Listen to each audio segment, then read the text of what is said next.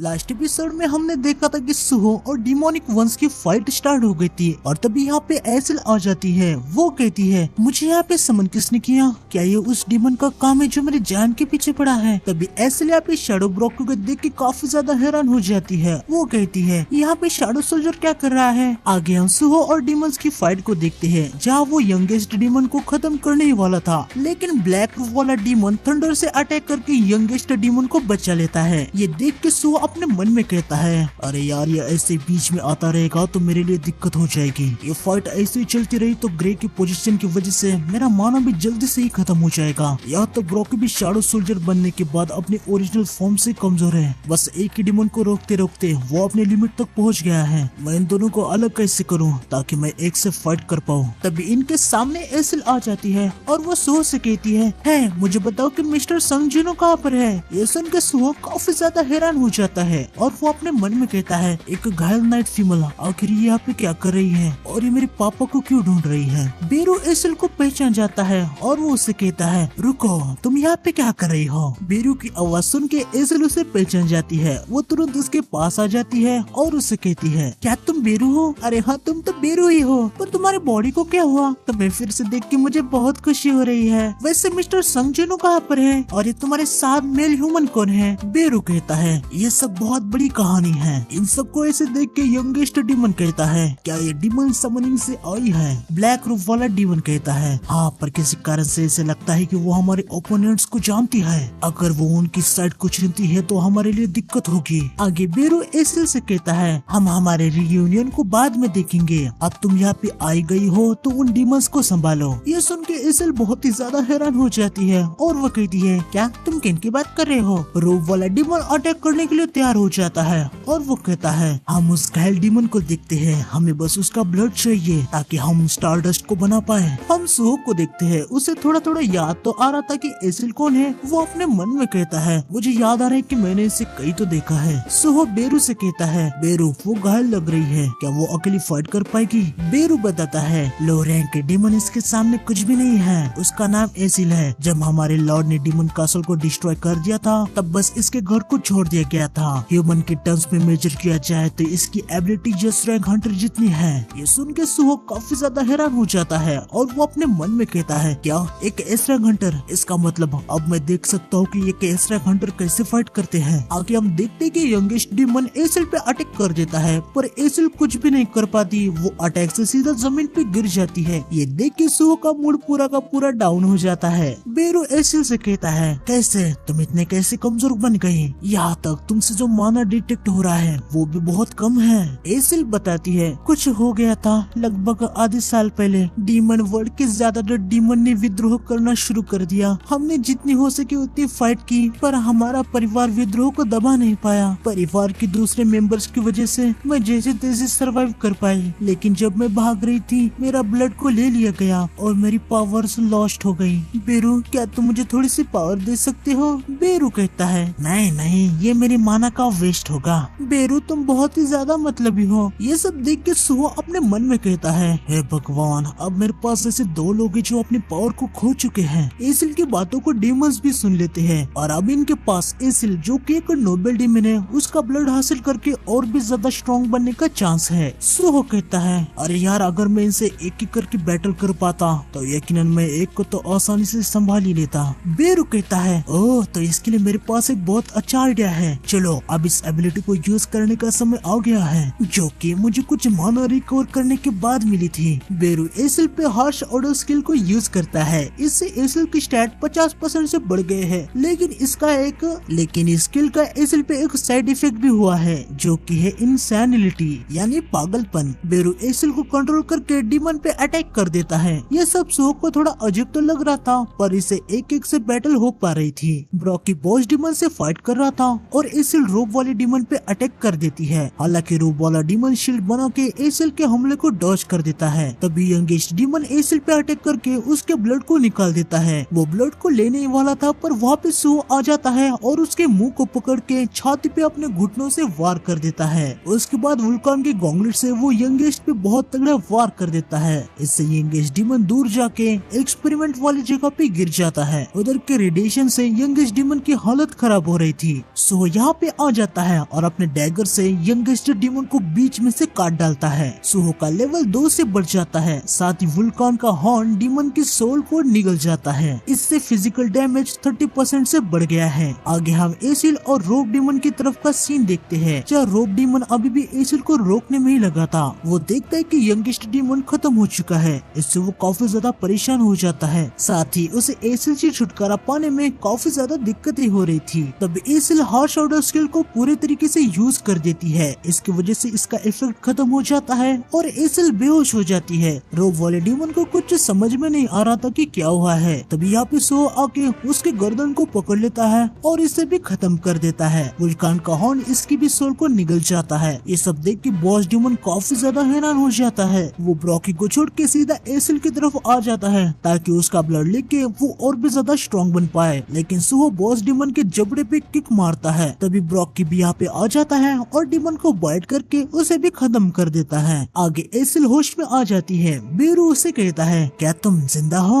Acyl कहती है, बेरू तुम बहुत ही ज्यादा मतलबी हो। जाने दो, ज्यादा इम्पोर्टेंट ये है कि मुझे यकीन नहीं हो रहा है कि मिस्टर संजीनू को छोड़ के भी कोई ह्यूमन जो शैडोज को यूज कर सकता है। बेरू वो कौन है? ये सुन के बेरू हैरान हो जाता है और वो एसिल से कहता है, तुम ज्यादा लॉयल नहीं हो तो इसलिए तुमने इसे पहचाना नहीं। याद करने की कोशिश करो, अपनी पूरी कोशिश करो, तुम्हें पहले ही पता होगा कि ये कौन हो सकता है। सुहो ने डीमन को हरा दिया होता है तो गॉन्गलेट उसकी भी सोल को एब्जॉर्ब कर लेता है। साथ ही सो का लेवल 20 हो चुका है, इसलिए अभी वो स्टोर को यूज कर सकता है। हम एसिल को देखते हैं, उसे याद आ चुका है कि ये कौन है।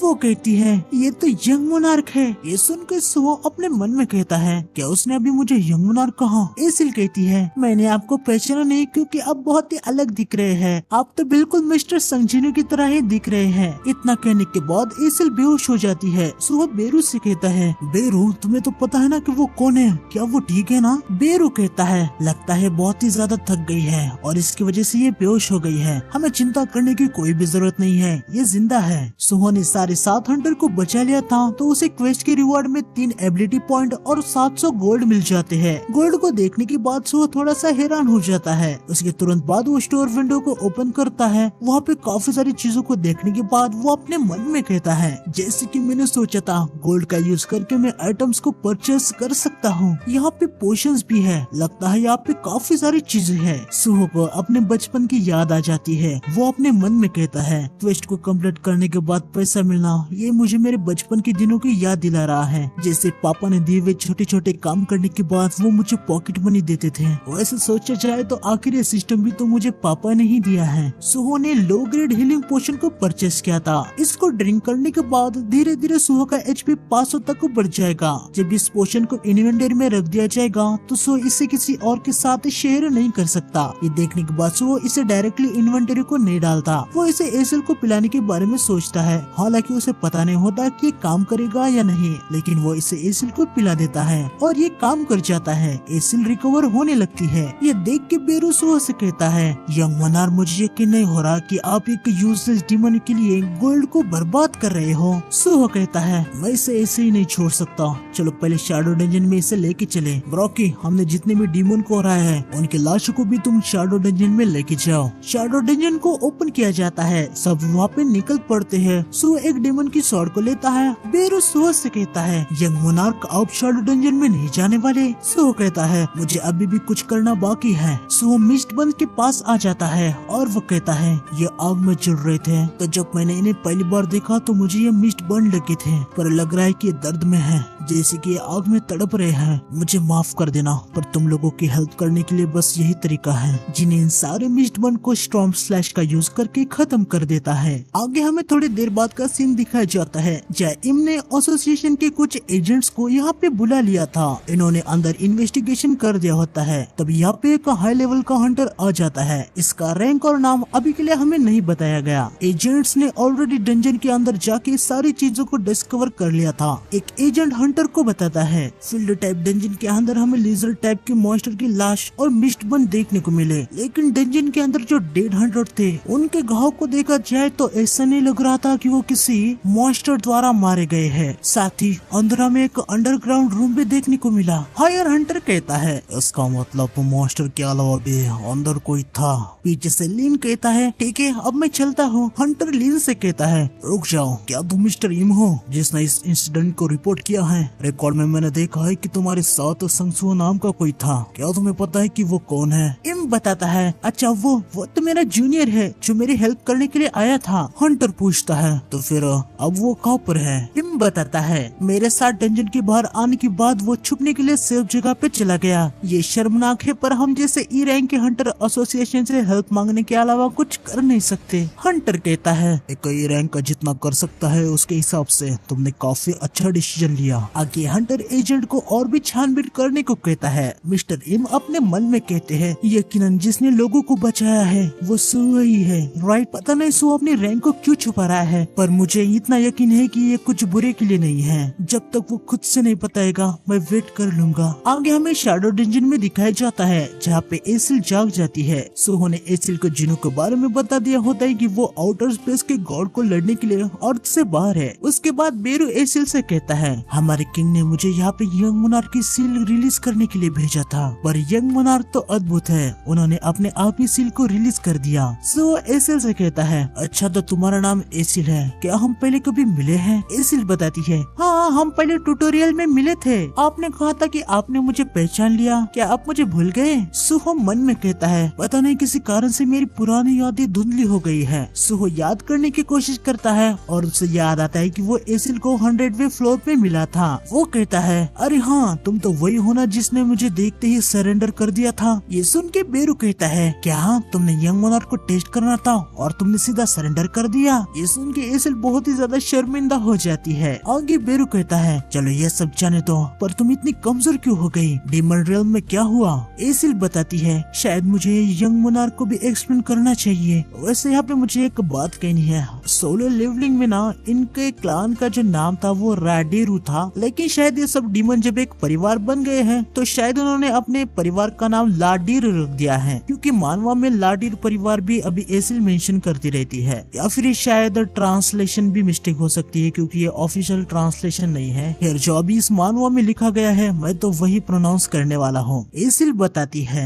यंग मोनार्क आपने बेरू से सुनाया होगा कि डीमन किंग और डीमन नोबल को शैडो मोनार्क यानी मिस्टर संगजिनो ने खत्म कर दिया था। उसके बाद डीमन रियल्म में लाडीर परिवार नंबर 1 बन गया था। डीमन कासल में हम शैडो मोनार्क के आने का वेट कर रहे थे, सालों बीत गए लेकिन शैडो मोनार्क नहीं आए और ना कभी हमें बुलाया और हम हमारी शांति भरी जिंदगी जीने लगे। लेकिन प्रॉब्लम आधे साल पहले शुरू हुई। एक मैजिक पावर जिसे स्टारडस्ट से जाना जाता है वो डीमन के बीच में डिस्ट्रीब्यूट होना शुरू हो गया। स्टारडस्ट को सुनने के बाद वो थोड़ा सा हैरान हो जाता है क्योंकि उसने ये डीमन के मुंह से भी सुना था। आगे एसिल बताती है हालांकि ये जो स्टारडस्ट है वो हाई रैंक के डीमन जो मैजिक पावर के साथ होते हैं उनको उतना इफेक्ट नहीं करता, लेकिन जब लो रैंक के डीमन इसे यूज करते हैं तो बिना किसी कीमत चुकाए उनकी मैजिक पावर बहुत ही ज्यादा बढ़ जाती है। स्टारडस्ट उनके लिए एक मौका बन गया। शैडो मोनार्क बहुत समय से एब्सेंट थे तो डीमन एक ही गोल को माइंड में रखते हुए एक साथ आए। उन्होंने हमारे खिलाफ रिबेल शुरू कर दिया। लाडेर परिवार जो शैडो मोनार्क द्वारा प्रोटेक्ट हुआ था उन डीमन की विद्रोह की वजह से वार छिड़ गया।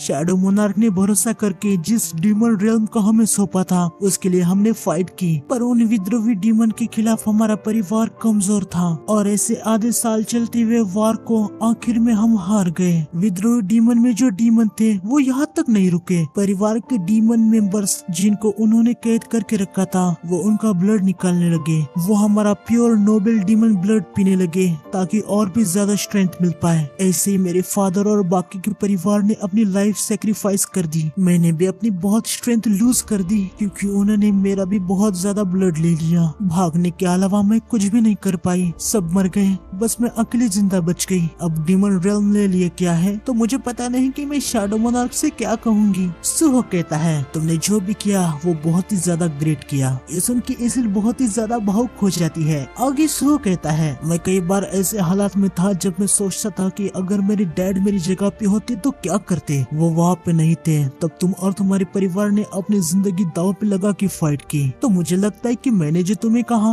वो तुमसे यही कहते और मुझे तुम्हारा शुक्रगुजार भी होना चाहिए। मेरे डैड के लिए तुम आखिर तक फाइट की। मैं जितनी हो सके उतनी तुम्हारी हेल्प करूंगा। एसिल चलो एक साथ मिलकर फिर से लेडीज परिवार को रिवाइव करते हैं। ये सुन के एसिल को नॉस्टैल्जिया फील हो जाता है, उसके आंखों से आंसू आने लगते हैं। वो सुहो से कहती है, यंग मोनार्क मेरे परिवार का नाम लाडिर है। आगे जिनके सामने मैसेज आता है कि प्योर ब्लड डीमन की लास्ट सर्वाइवर एसिल अपना थैंक्स आपसे एक्सप्रेस कर रही है। क्या आप व्हाइट फ्लेम मोनार्क के वारिस को अपना टीममेट रिक्रूट करेंगे? तो आज के एपिसोड में बस इतना ही लोंडो। लाइक को पेलो यार, लाइक करो, शेयर करो दबा के, ठीक है। मिलते हैं नेक्स्ट एपिसोड में।